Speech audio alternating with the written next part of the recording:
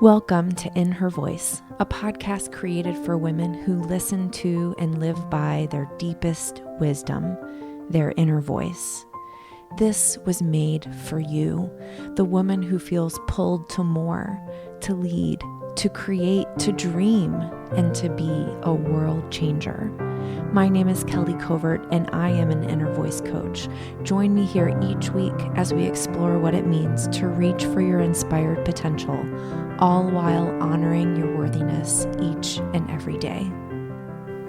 Well, hello there. I've missed you, friends. I took a couple of weeks off. I just celebrated my 20th anniversary with my husband, and we went away for a few days, and then my parents were here. And here's the beauty of owning your own business. I was able to take that time off and really enjoy being present with my family and celebrating all of the things. And now I'm back, and I did miss you, and I'm so glad to be back. And I am so grateful that you invite me into your life each week, and that when I'm not there, you wonder where I am. I have people reach out, where's the podcast? What's going on? Is everything okay? And yes, everything is fine, and I am here. And I have a lovely guest this week. Her name is Gia Duke, and we're talking about how to make a big difference with small actions. And I love this conversation so much because I believe that the women that listen to this podcast have big hearts and they want to give as much as they can. And I also believe that they have a lot on their plate. And sometimes it feels like, how can I add one more thing? And so we're talking about how to make a difference with small things. It doesn't have to be big. It can be small. And so this is such a beautiful conversation and so timely too, coming into fall and the beginning of the holiday season. So you can really be thinking about these small ways to make a big difference. Let me tell you a little bit about Gia. Gia Duke is the author of Get Your Heart On, the how-to guide for people who want to make a difference. A passionate humanitarian, Gia founded the nonprofit Remix for Foster Youth, has done aid work in Africa, and has worked directly with animal rescue organizations. Through her work as a speaker, facilitator, and creator of the Revolution Super Love movement, she is on a mission to brighten the world through creating more love, compassion, and understanding. Gia is serious about helping people take action to make a difference in this world. She works alongside big-hearted women and men who want to get clear on what matters most and generate the guts to go after it. Oh, you guys are going to love Gia. You're going to love her. So let's get right to the interview. Gia Duke, welcome to In Her Voice. I'm so excited to have you here today. Thank you so much, Kelly. I'm so excited and grateful to be here. Oh my gosh, I've been so looking forward to this. I was saying before we popped on, I was looking at your website and it just made me so happy. Like just being on it and seeing your passion for helping people help people is just inspiring to me. Awesome. That's the goal. So I'm glad it made you happy. Yeah, that's what I want people to feel when they get there. Always the first page that I read when I go to a website is the About Me, because I feel like that's what I really want. Like I want to know the person behind it. Me too. In the first line of your About Me, it says you're a hugger. And I just want to say, I'm a hugger too. Oh, yay. And so we're like having a virtual hug right now. There you go. Right. My arms are out. Yes. It makes me so happy. It's funny. I always say to people, I'm a hugger. Like I give them a warning. Me too, because not everybody is. Or I had to learn that. I was like, ooh, they're backing up. Like I got to be careful here. You don't want to come in too hot. Some people, not so much. Not so much. But I have a feeling that everyone who listens to this podcast, whether they're born huggers or not, that they would give us a hug. I think so too. Yeah. We're going to go with that. Mm-hmm, exactly. So I want to start today just really quickly with a little bit of your backstory of how you became to be someone who is passionate about helping people help people.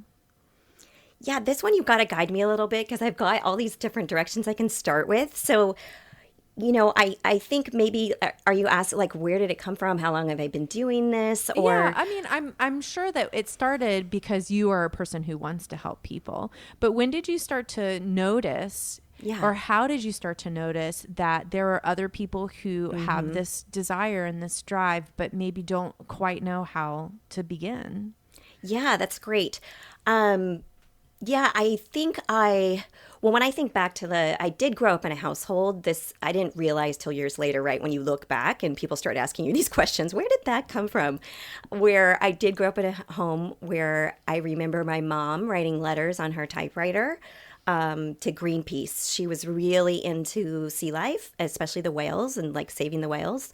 And so I did have a home where I saw it, even though it was never like we didn't discuss it in length, but I witnessed my mom really caring about the ocean, and a home that, with recycling was really big and things like that. And both my parents were teachers, so they were in, giving professions. And so I did grow up in that environment. But me personally, I remember in middle school seeing someone who was getting picked on, and I witnessed it basically and hadn't really seen that before, like where people were being really mean. And I remember thinking, just imagining for a second, like, what would that feel like to be that person, and how awful that must feel, right? To have someone pick on you and be really mean. And I hadn't personally experienced that in that way. And that's kind of where I can think, like, my first moment of noticing, I really notice other people. So it's something I think I've always done. I love different types of people, and being around differences are really great for me. I don't like a lot of the same.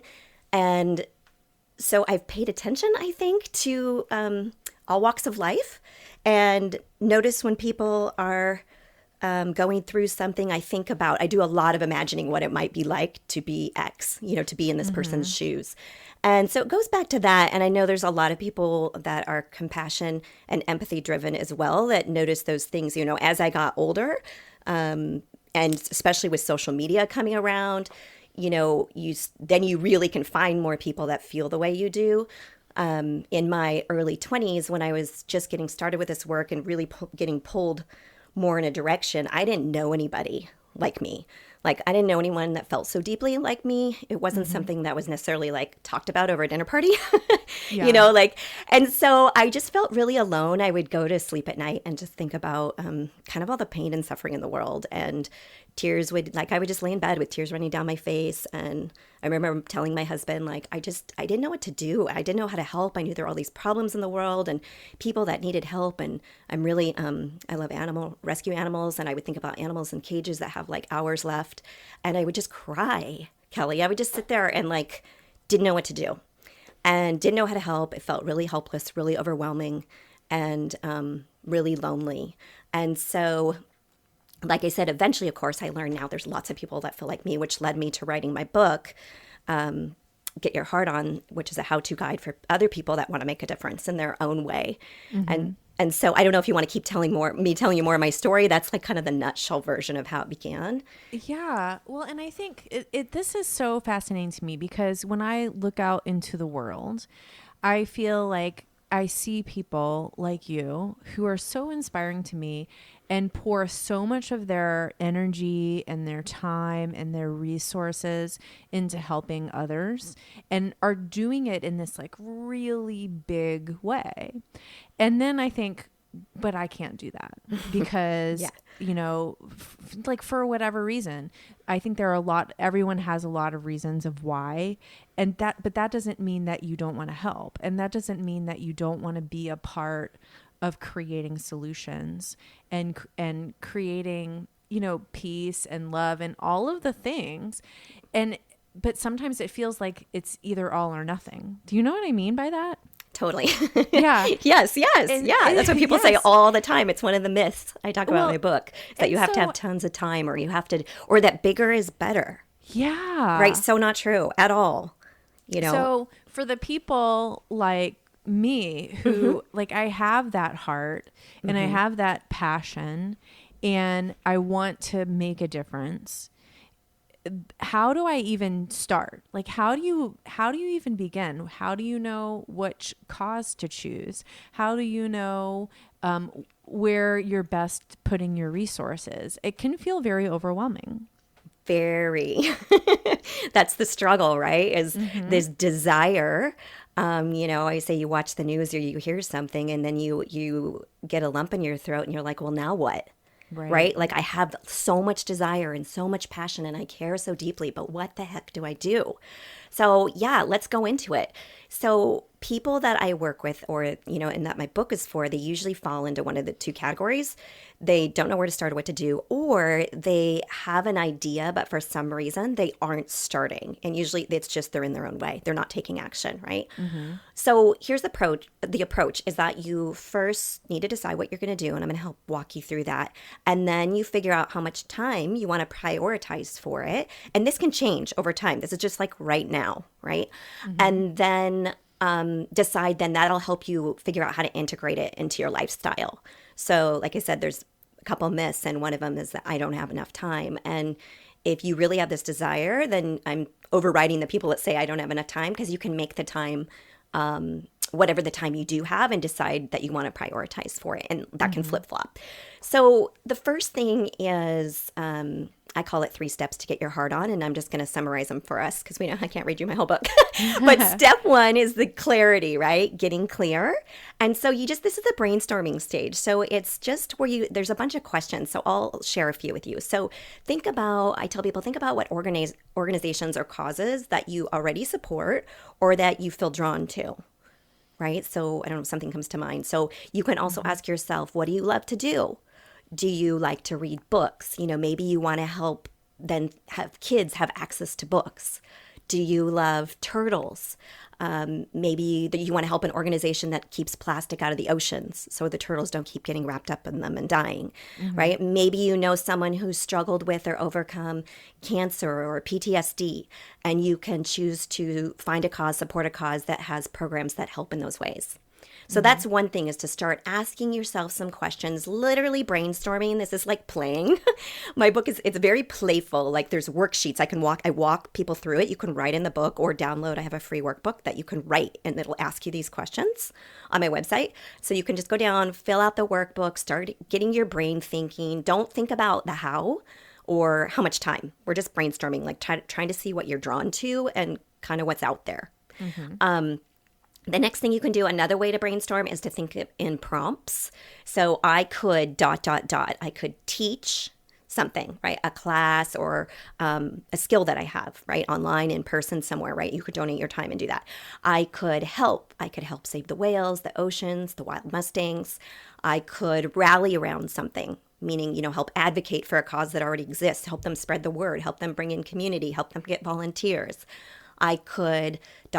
fight for something, social equality, equal rights, criminal justice reform. I could protect. What could you protect? The environment, the orangutans, the rainforest. What could you help?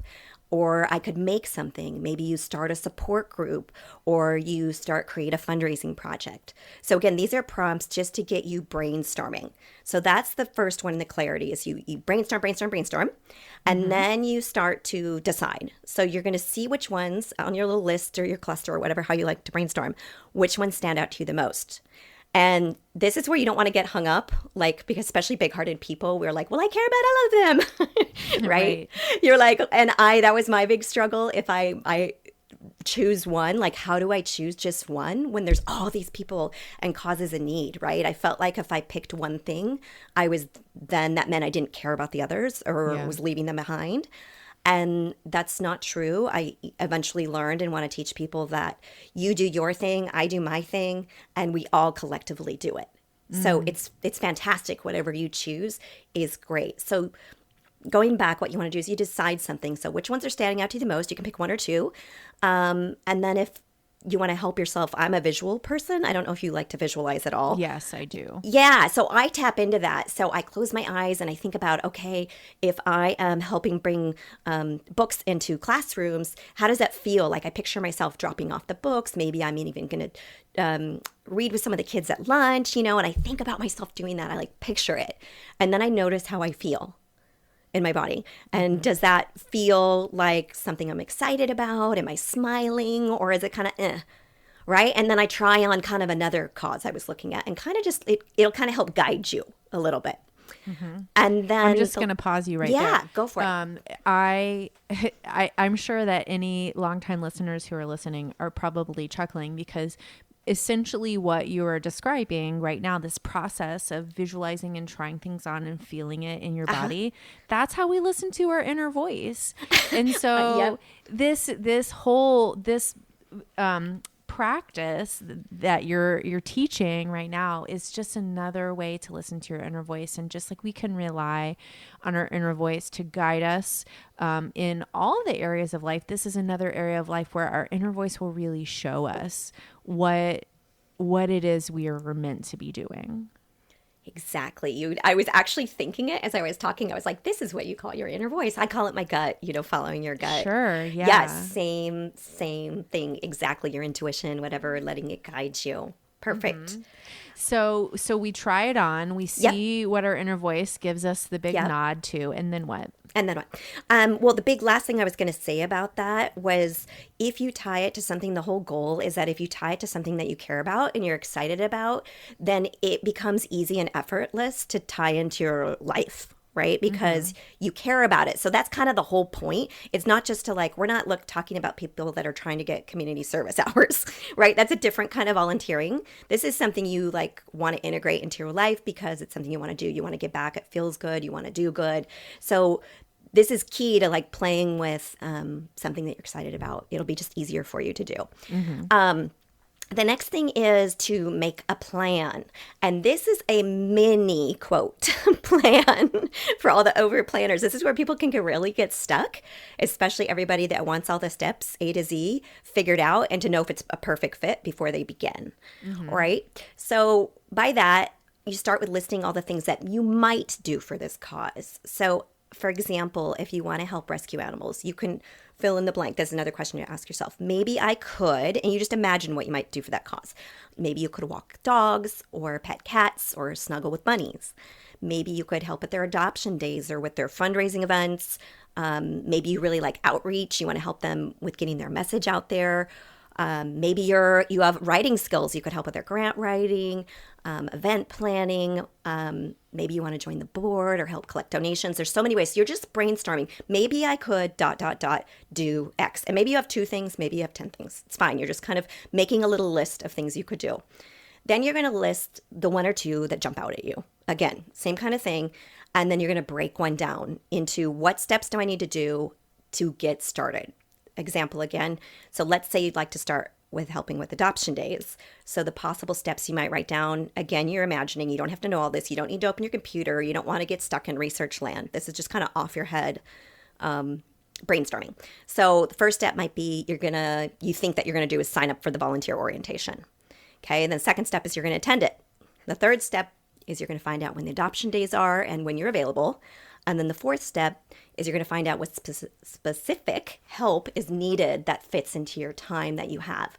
Okay, so those are just, again, you're brainstorming it. You're breaking down the little steps. See how many that is. This is your plan. Super simple little things. And then you're going to schedule the first one. And the first one is, now you're going to open your computer. You're going to look on the local Humane Society. Every Humane Society will have a tab that says volunteer, help out.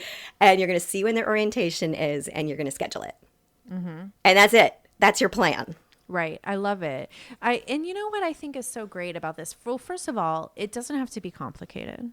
Exactly. It doesn't have to be complicated. At all. And I think when you're doing that brainstorming on maybe I could ... right? And you list all of the things. One thing that comes up for me a lot is I want to do all of the things now. Yep. And I see this a lot in the people who listen to this podcast and the clients that I work with, because we're women who get things done. And I want to just remind everyone that you have so many seasons of your life in which the amount of time that you have available is going to shift and change and ebb and flow. And you don't have to do all of the things today. You don't have to do all of the things this year. There's going to be time to be, to have that bigger time, involvement in the future, after you retire or once your kids go away to college or whatever it is. But sometimes I think we forget that we have way more time than we think we do.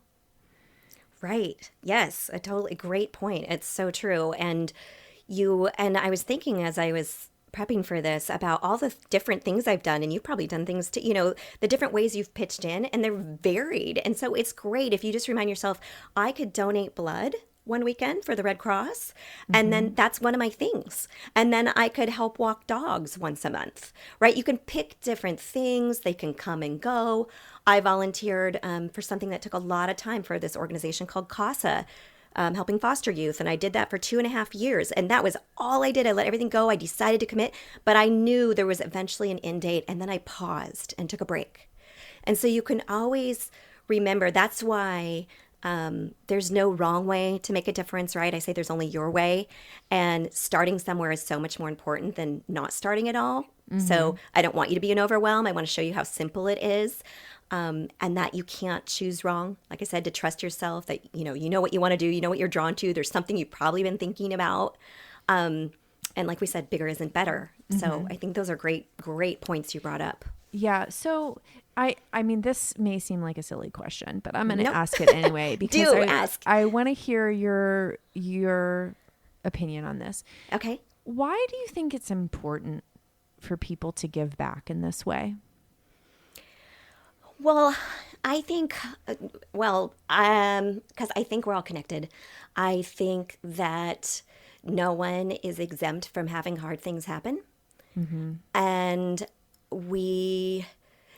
I say that a lot, actually, because I think we forget about that. We all need help sometimes, right? Yeah. I mean, haven't you needed help and gone through hard times and, needed people to reach out and support you, and sometimes in bigger ways and other times just in small little ways, a phone call or a text checking in.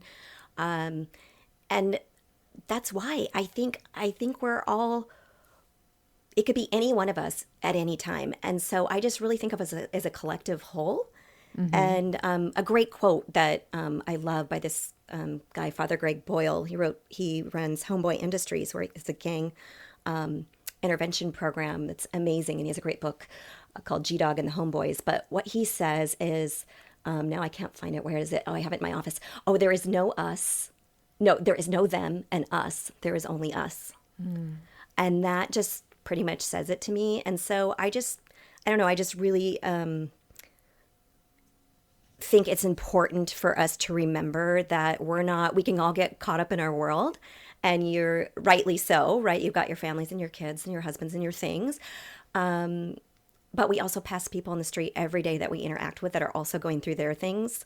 And I think if we just take more time to notice one another and stand in each other's shoes and care about one another, it just makes things so much easier and a more beautiful, life. Oh, I love that so much. Thank you for answering that so eloquently, Gia. It also, you mentioned the quote from that book. It reminds me of the overall theme of the Book of Joy by the Dalai Lama and Desmond Tutu. I don't know if you've read it, but it's the same thing. Like, we're all connected. We're all the same. And I think it's so easy in our world to compartmentalize everything, to say, I am this and you are that. Yeah.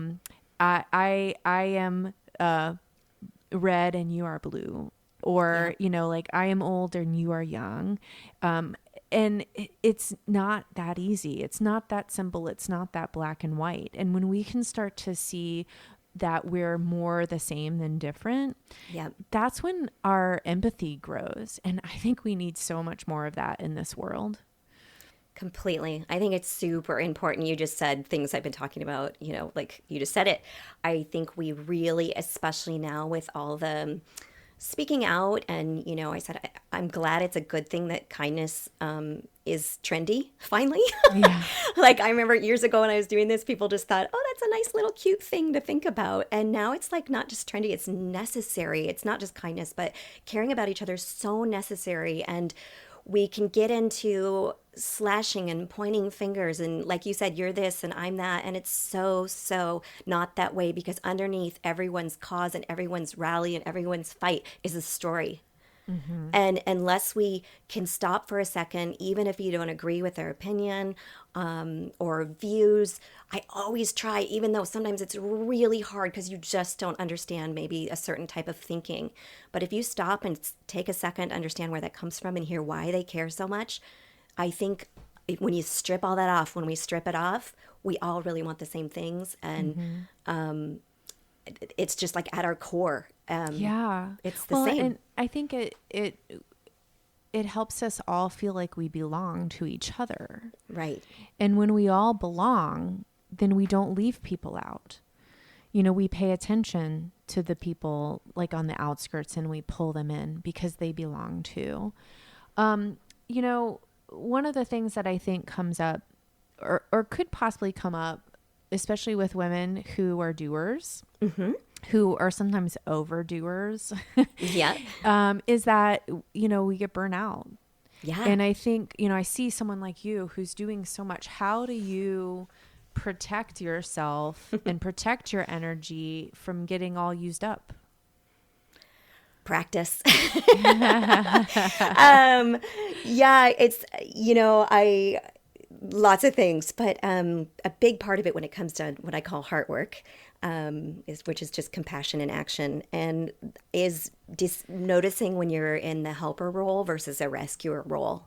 And when you're to help, you're just the action. Let me look at the definition here. The action of helping someone to do something or assisting them is helping, right? And rescue is to save someone from a dangerous or distressing situation. Very different, right?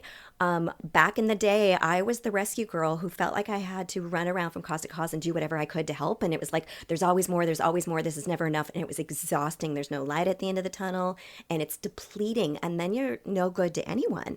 Right. And so catching yourself, if you're starting to feel, again, your inner voice, if you're starting to feel frenzied or anxious, or like that's kind of your self-check, like I might be overdoing it here.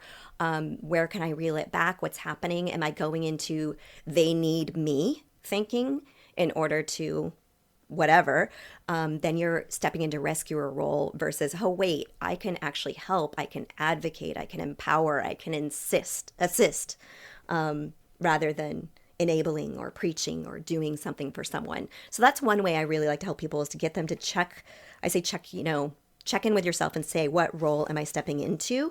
And if you you don't want to stay in rescue role. If you're in that role, then it leads to compassion exhaustion. And that's where, your empathy takes over and you're just run down. And again, basically worthless. Yeah. So lots of self-care. You can't give from an empty cup. Yes. Yeah. Well, and it's so interesting from my perspective. I work for a nonprofit. The symphony that I play with and that I work with is a nonprofit. And as I'm sure you're aware, in any community, the arts are severely underfunded, and even our ticket sales only cover about 35% of our operating costs. So we have to do a lot of fundraising and a lot of sort of work into like letting people know how important it is. And as someone who's on staff, what's really interesting to me is the people that I enjoy working with the most are the people who say, what can I do for you? Instead of the people who say, this is what I think you should do. Yes. And it's funny because I'm just now, even as you say that, I'm just now seeing it. Like when we walk into any organization or any place where we're helping, it needs to be about the person that we're helping, not about us, not about our ideas, not about what we need for ourselves in order to feel good, but it's about them. So if we're making it be about us, it's interesting because that also seems like what would lead to feeling not enough and over giving in a way. Completely. Yeah. That made me think of, I don't know if you've seen the show, New Amsterdam. It's a hospital No, show. I haven't. Well, there's a doctor on there, and his favorite line, I saw it, and I got goosebumps on episode 1, and he takes over this hospital, and he runs around, and his question he asks everybody is, he wants to reform the healthcare system. And he walks in and he says, how can I help you help? Basically, how can I help you? And I just was like, oh, that's such a different frame of mind, especially in the nonprofit world. Last week, ironically, I did a webinar for nonprofit leaders on how to avoid burnout. And because it's so common, but it's also this myth, I think, reminding ourselves that give back work, like all of this, instead of saying, oh gosh, your ticket sales, right? It only covers 30% of our funds. Like, what are we going to do? Right. That's depleting thinking versus, give back work it's a patience game. It's ongoing, which you can slow the mindset like, oh, okay, these are some things that usually takes more time. We know we have to do these things. Let's show up with a helper's mindset and helping one another and do what we can today. I love that. I love that so much. Well, so speaking of helping, one of the things that I noticed on your website that was super interesting to me is this idea of give back actions, and that they can be tiny or small or a little bit bigger, like medium size or big. So can you talk to us through some of those different levels of give back actions and maybe, inspire us, give us some ideas of how we can give back in those tiny ways? Yeah. You might be talking about, like if you have 30 seconds, if you have 5 minutes. That. Exactly. Okay. So, all right.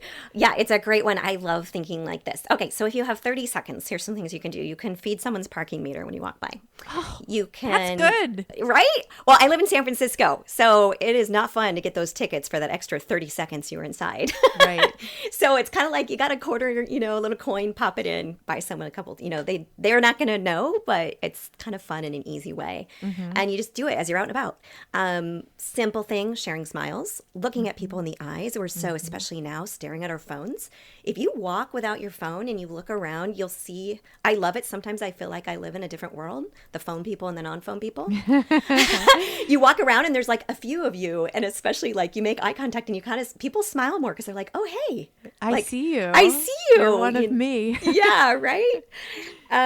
So that's easy. So for you can leave things in your car, like while you're shopping, you can go buy some extra granola bars. Or again, this is kind of a city thing. Well, it's in lots of communities now, but you can leave like granola bars or blankets or things like that. So if you drive by someone who's homeless and needs something, I often like to give a bottle of water or granola bar, just something easy rather than feeling like you have to have cash on you and then you're not sure how the money's being spent. That's a real easy thing you can do. And you can involve your kids. I do this. Right? Do you do that? I keep granola bars in my center console. Me too. That's where I put them. Yeah. And I think it's funny because my kids, I think they have mixed emotions about it because I think they see someone and they want to help, but they don't know how. Exactly. And so I don't make a big deal about it. I roll my window down, I hand it. And if I have $1, I will sometimes give $1 as well. And sometimes I keep extra dollar bills in there too, so they're handy. But I think we don't really talk a lot about it, but just to have your kids see you doing that is huge. It's huge. Yeah. And it becomes again, kind of like my mom, right? I witnessed it. She didn't tell me about what she was doing. She just, I might ask her, but it wasn't like you're role modeling. Yeah. And you're role modeling. Sometimes they don't have anything, but will smile or say hi or how are you? Yeah. Depending on how the person looks, if it feels safe. Yeah. And my son sees that. He's told me now that I have a 16-year-old, and when he's walking around or riding the bus, that he's like, homeless people like to talk to me often. And I said, do you talk? And he's like, sometimes they do. It's nice, And I was like, wow. The kid who's kind of quiet, is connecting and just reminding us to see one another. But isn't that such an easy way just to put bars in your middle console if you're comfortable doing that? So those are like 30-second things. 5 minutes, you can send, like I say, you can register to vote in 5 minutes. You can call a local rep about something you heard on the news that you want to do something about. You can sign up to become an organ donor. You can send a friend, someone you're thinking about, a quick text, right? Thinking about you. How are you doing? You popped into my head. If you have 30 minutes, you can do something for one of your neighbors, like shovel the snow out of their driveway, bring in their mail. My husband's a surfer. He brings a little picker-upper thing, and after he surfs, he goes and takes a few minutes and picks up trash on the beach. Super easy thing. He integrates it into his lifestyle, right? It's something he's already doing. I love those things. 60 minutes, if you have an hour, you can make cookies. Again, I'm a mom, so I think about these things. You could bake cookies with your kids and then leave a note for your UPS person or your mail person, mail carrier. It's so fun. And, if you can find out their name and you leave them a little special package thanking them for, always bringing your mail. Super easy thing to do in like an hour. If you have like one day a month, you could volunteer somewhere, like at a soup kitchen or a food bank or a shelter. You can help out on your kids' next field trip. And it goes on and on and on. Does that help? Yeah, that's so great. And I think that these are all things that, like you said, are so easy to incorporate in our day-to-day life. Yep. And so I just want to challenge everyone who's listening right now to try to incorporate at least one 30-second thing every single day for the next week. And what I want you to pay attention to is when you give, notice how that feels for you, because giving is a cycle. Like it's a give and a receive. And so when you give something, you receive something back energetically. And when we have that open cycle of giving and receiving, it feeds us as well. And it gives us that much more capacity to love and to understand and to feel empathy and compassion for other people. And like I said before, I think that's something that we really need in our world. Totally. That's what I'm all about. It connects us. Yeah. Yeah. It really just connects does. us. So and then people do it for you too. It comes back around. Exactly. It does come back around. Exactly. So you mentioned your book. Why don't you tell us a little bit about it and where we can get it? Yeah, sure. So it's called Get Your Heart On, pun intended. So it's where to start, what to do, and how to kick ass along the way. It's a how-to guide for people that want to make a difference. So it really is step by step. It's a friend wrote after he read it. He's like, this is the handbook for helpers that every helper needs. Oh, I love that. Yeah, I was like, ooh, that's a good one. I like that. It's a very lighthearted guide. It's I have inspirational stories throughout my life of I give lots of examples. Like you just said, one thing I probably took, I don't even know, 2 months finding examples in my book, and I don't think I repeat any. And I tried to think of every kind of possible cause. I was Googling up a storm and seeing what people do. And so I have so many examples of ways you can get back with different causes for all different types of people. So that's in there. It's practical, like step-by-step advice to get your heart on. The title was intentional on, I want it to inspire action, not just be inspirational. Yeah. So that was super important to me. So it's going to help people. The core of it is the 3 steps to get your heart on. The book is really for people that want to integrate more meaning and purpose and connection in their life, that want to make a positive impact in the world in their own way, whatever fits. I bust through common myths around giving back.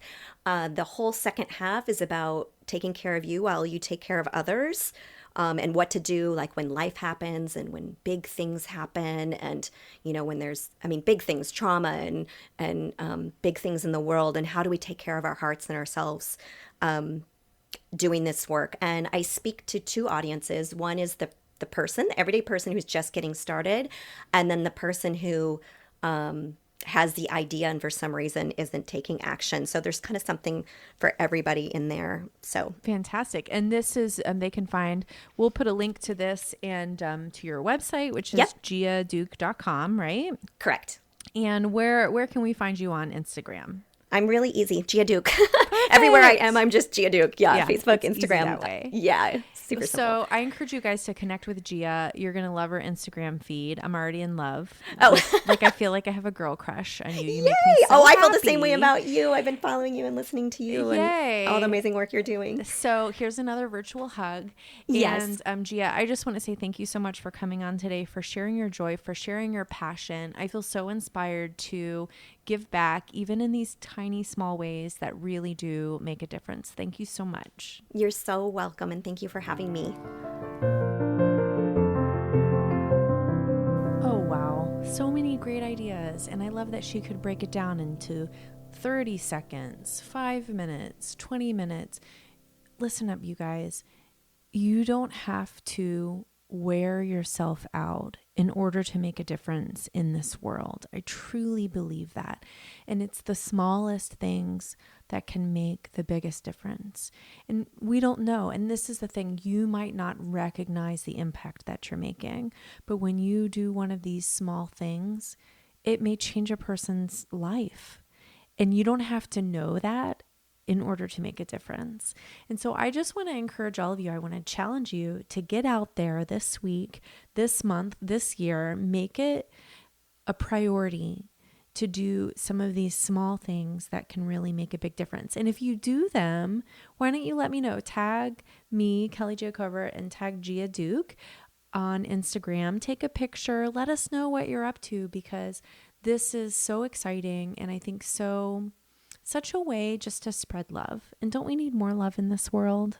I think that we do. I think we can't have too much of it. So let us know how it's going for you. Listen, I want you to remember, we need you. Every little thing you do can make a big difference. You know why? Because you matter. You are magic. Your special sauce of your personality and the things that you love and the things that you're good at are why you're here.